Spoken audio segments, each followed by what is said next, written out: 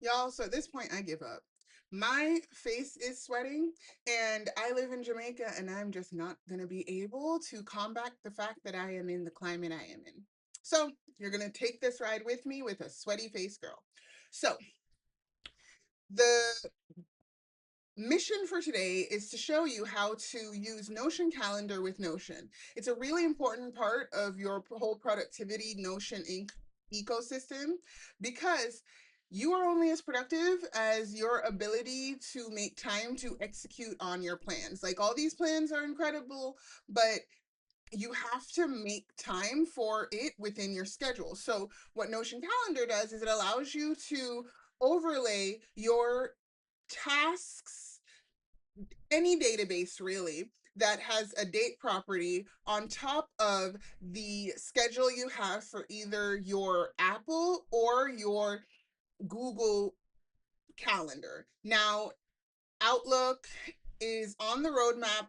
Unfortunately, right now, it is not available. You can connect Notion to Outlook using the Notion AI and be able to search the schedules, your emails. I think I'm going to go over that in the Notion mail.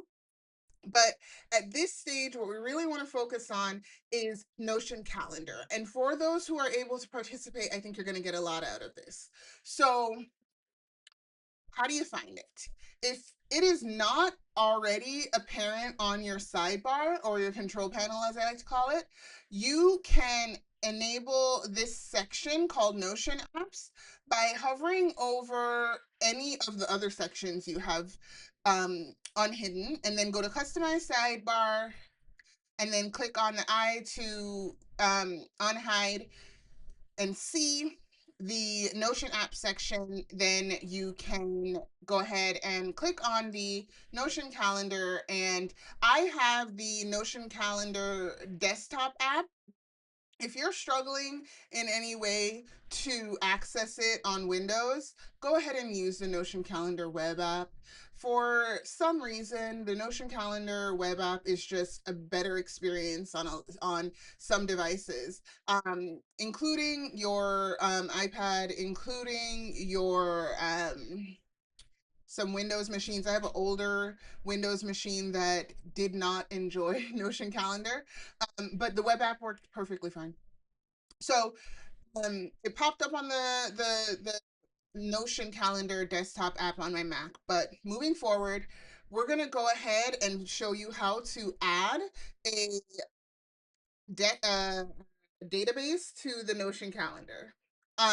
You're going to do that from a view that is not a calendar or a time-based view by clicking on the settings and going to manage in calendar. It will make the database pop up on this left side panel, and you will now be able to see all of the information here on the overlaid. Now, for the entries that don't have a time, they are all day entries. And so, like most all day entries that are like holidays and stuff, you will see them at the very top. If you pull down using drag and drop, you can then add a time. If you are in a time based layout, you can just click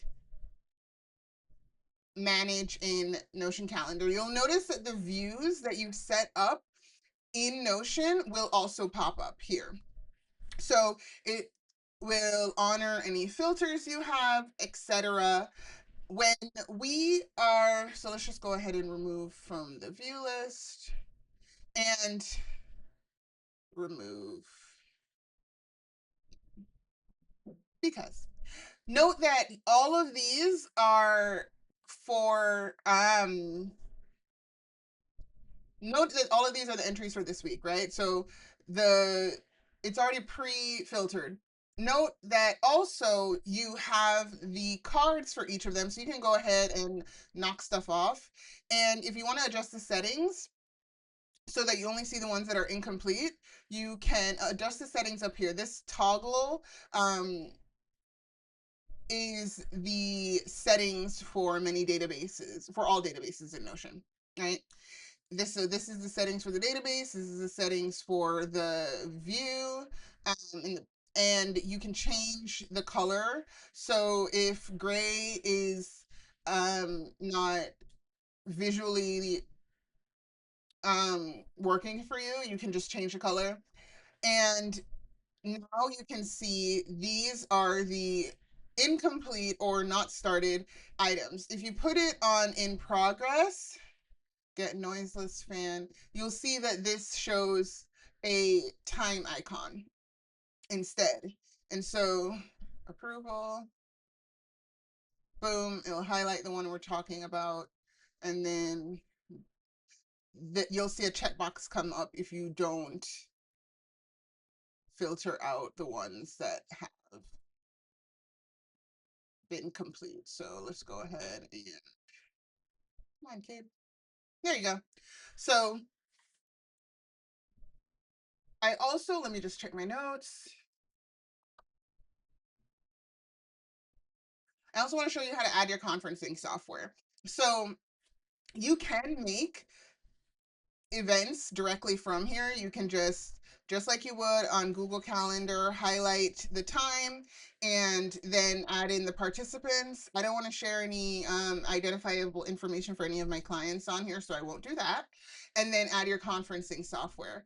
If you have something that is different from the built-in Google Meet, you would, like I did here with Zoom, go ahead and add it in. And then you will automatically be able to make the Zoom links from the Notion calendar.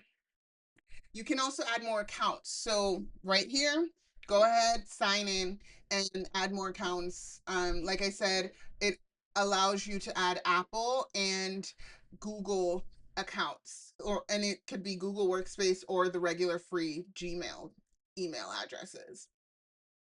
Now, like I said, you can add in more databases. So if you are,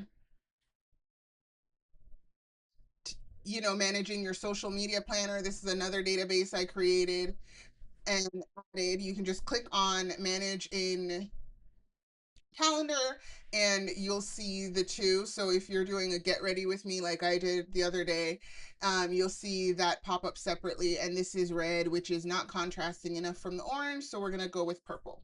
All right. And yeah, and the holidays are in green.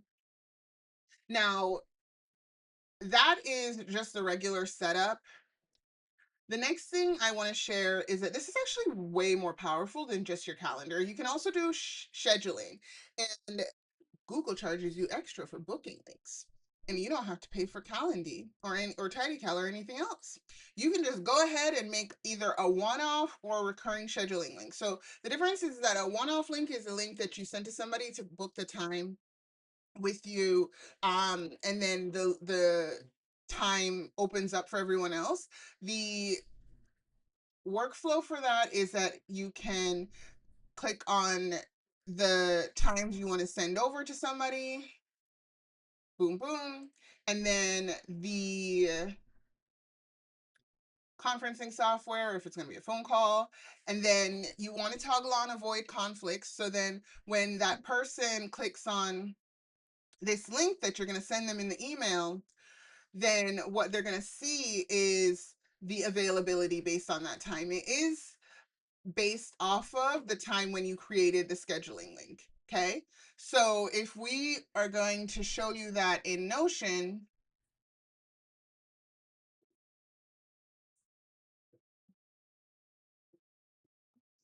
because you can embed these on a page. Or why? Oh, because it's in the past. Uh, next week.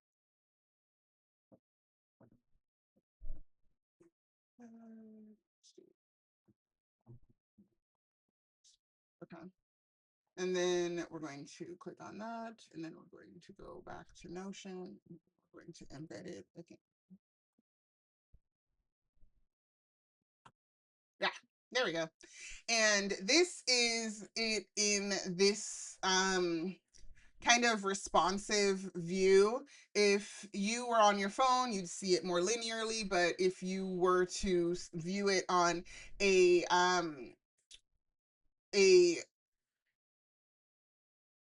wide screen, this is what it would look like.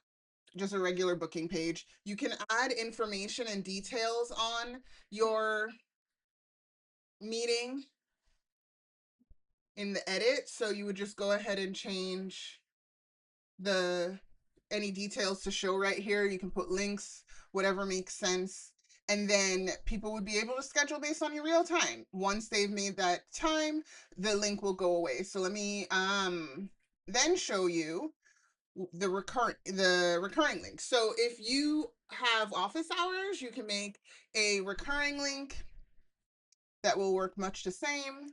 And then once you've created it, it will go ahead and allow people to access your schedule and get time on your calendar the same way.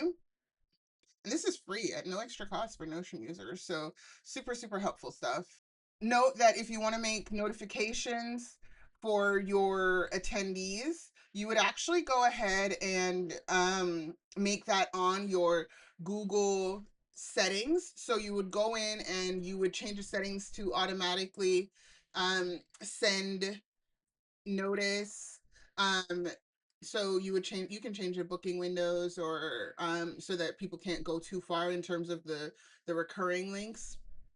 But then if you want to send like a 30-minute notification before your call, you can go ahead and put the reminders here or on the recurring meeting once it's been scheduled. You can do it there as well. And then entries in the database. Oh, you can make entries into a database from here as well. So you're not only viewing the database, you can go into tasks, hit the plus sign, add something, put the date down, and call it something, and boom. If you open it up, you still have access to the rest of the properties. So that's super helpful. And then, as you know, you can go ahead and put in the reminders over at the Notion page. So for your own personal reminders, for in this use case, the social media calendar, you would edit the property, go to notifications, and make sure that you have your notifications that will show up in your inbox for you on the date, or if you want it in a different interval, you can. Um, the next thing I want to do is share with you that so you can only use one date property. If you want to, instead of using the automatic one, you can change the date to do do do do do do.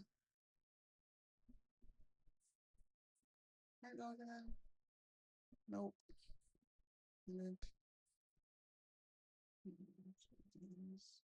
Right. So if there's an end date, and then you would set as the primary date property if you want the end date as opposed to the start date. So that is it for me. I hope that this was helpful and I hope you enjoyed this video. Comment down below if you have any questions or unique use cases, and I would be happy to go ahead and answer them. Have a great rest of your day.